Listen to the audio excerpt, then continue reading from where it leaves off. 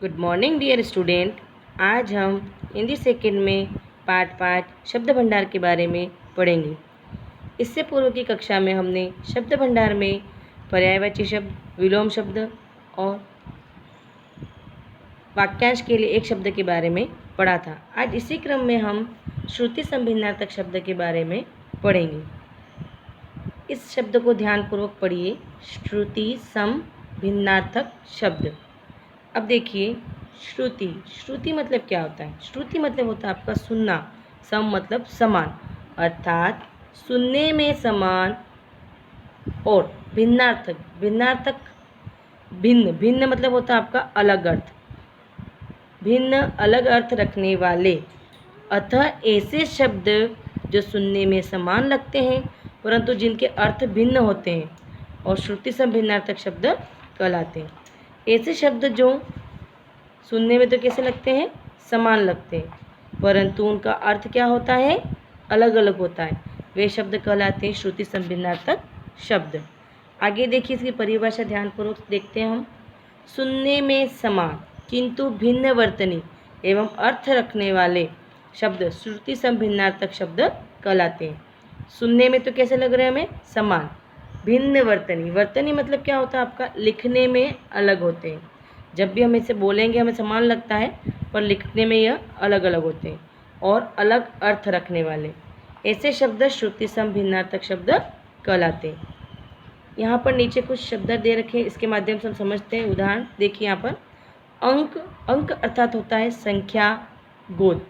और अंग, अंग हिस्सा और भाग। जैसे देखिए यहाँ पर अणु, अणु अणु सुनने में हमें समान लगता है, परंतु यहाँ पर इसका जो वर्तन है, लिखने में ये अणु है और यहाँ पर अणु है। दोनों का अर्थ भी भिन्न है। अणु मतलब कण और अणु मतलब बाद। बाद में जो बाद वाला होता है ना, वो बाद। अन्न, अन्न मतलब अनाज।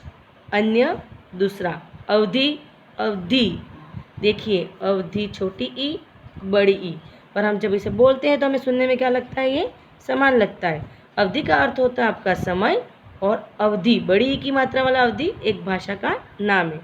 अश्व घोड़ा और अश्म पत्थर।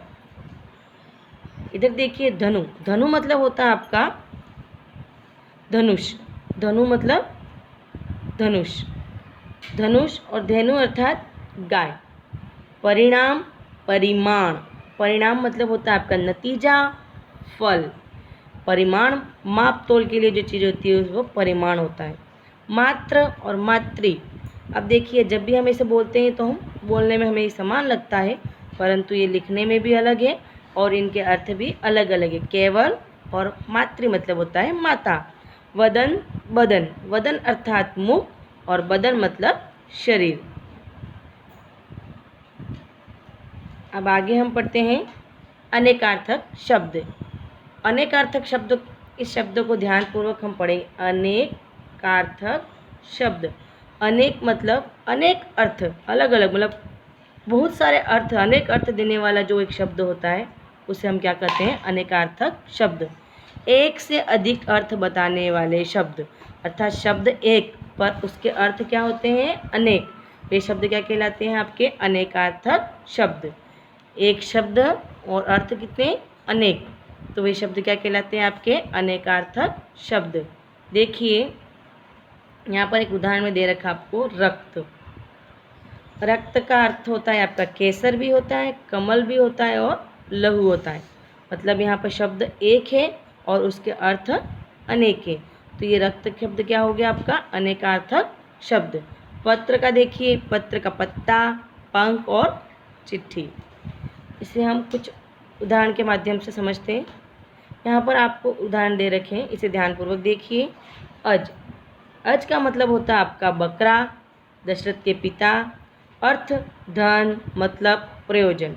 अशोक, शोक रहित, सम्राट अशोक और अशोक का वृक्ष। कनक, सोना, धतूरा, गेहूँ। कर, कर का अर्थ होता है हाथ, टैक्स, सूंड, किरण। कल, मशीन, ऊर्जा। अगला या पिछला दिन, उसे भी हम क्या कहते हैं? कल। काल, काल मतलब महाकाल, मृत्यु और समय। कुल, कुल मतलब होता है वंश। एक कुल होता है जब सब टोटल आवास, ठीक है। गति, हालत, मतलब हृदय की गति धीमे चल रही है तो चाल। मोक्ष, हालत जो हमारी स्थिति होती है उसे भी हम गति कहते हैं। गुण, गुण देखो स्वभाव, वीणा आदि का तार जो गुण होता है वो, और रस्सी धनुष की डोरी। यहाँ पर देखिए सब हमने पढ़ा इसको, इन सभी शब्दों को देखा हमने। शब्द एक है पर इनके अर्थ अलग अलग है। एक शब्द और अर्थ अनेक, तो वे शब्द क्या कहलाते हैं हमारे? अनेकार्थक।